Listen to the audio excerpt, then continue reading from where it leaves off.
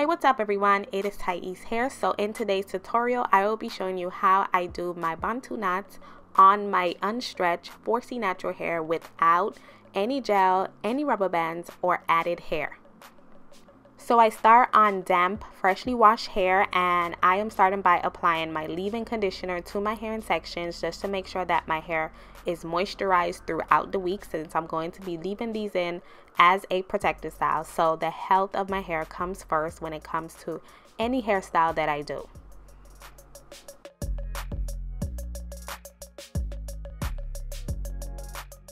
So now I am using a rat tail comb to part off a 3-inch thick section of hair in the back, going straight across horizontally to get ready for my Bantu knots.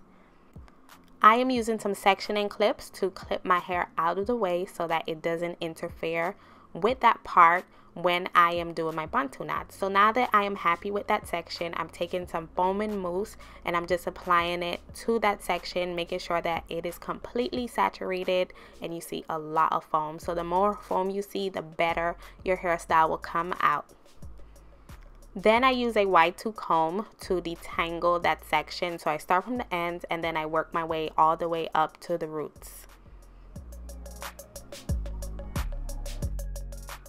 Then I use a rat tail comb to part down the center of that section, going vertically to section off for that Bantu knot. And then I go in with my detangling brush to further detangle the hair, making sure there are no knots in my hair or shedded hair left over.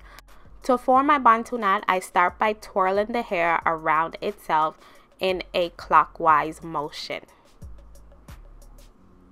So I twirl the hair all the way to the ends just to allow it to prep so that it can be formed into a knot. So after, I go back to the roots and then I begin to twirl it tight to the point where it begins to bend and then it begins to form into a knot.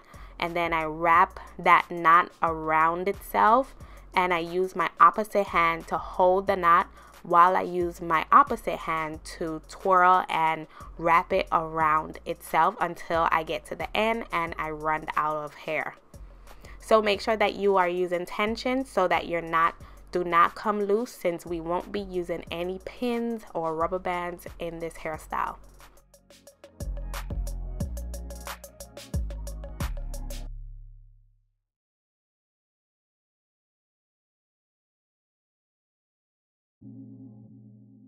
So after wrapping my Bantu knots, I did notice that they were a little bit tight for my liking, so I just twist them in the opposite direction just to loosen them up until it feels comfortable.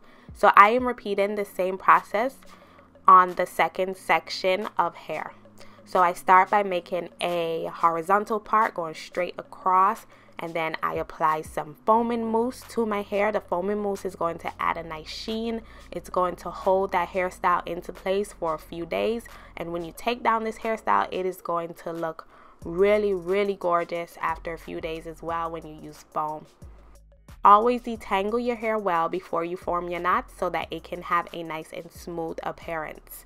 I twirl that hair clockwise around itself straight to the end, and then I go in at the roots and begin to wrap the roots around itself until it forms a knot. Use the opposite hand to hold that knot down while you use your other hand to twist and wrap.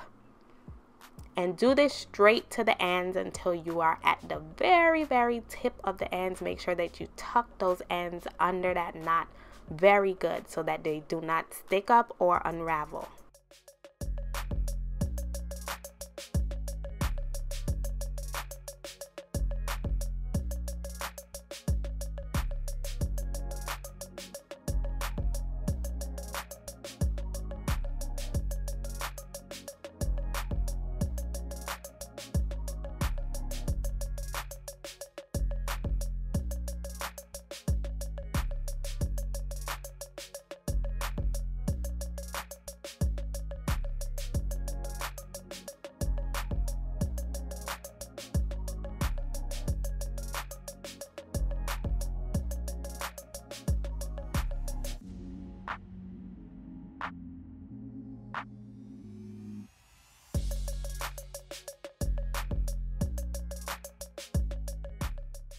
So Bantu knots are a great protective style for your natural hair when it comes to retaining length, because your ends are completely protected and it just allows your hair to rest without being combed and manipulated daily.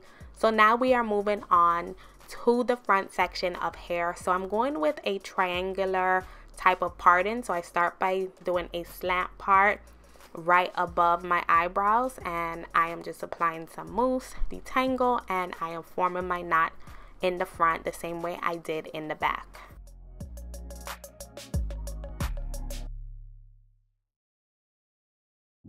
To maintain that triangular part, you want to part diagonally on the opposite side of the head, making sure that it forms a triangle, and then you just part off going horizontal in the back.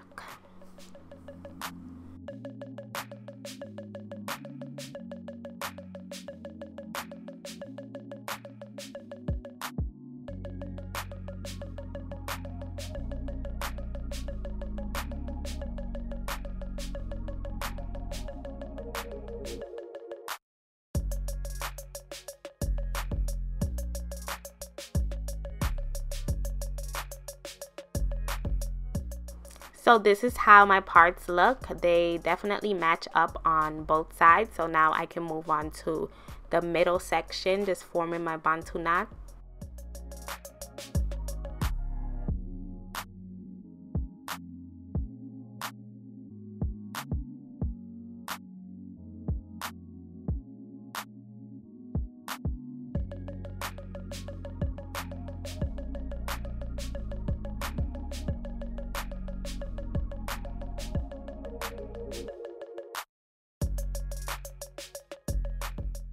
And remember, if your Bantu knots come out tight, which they probably will because of all the tension that you're applying, just twist them in the opposite direction, and that helps to loosen them up to your comfort level.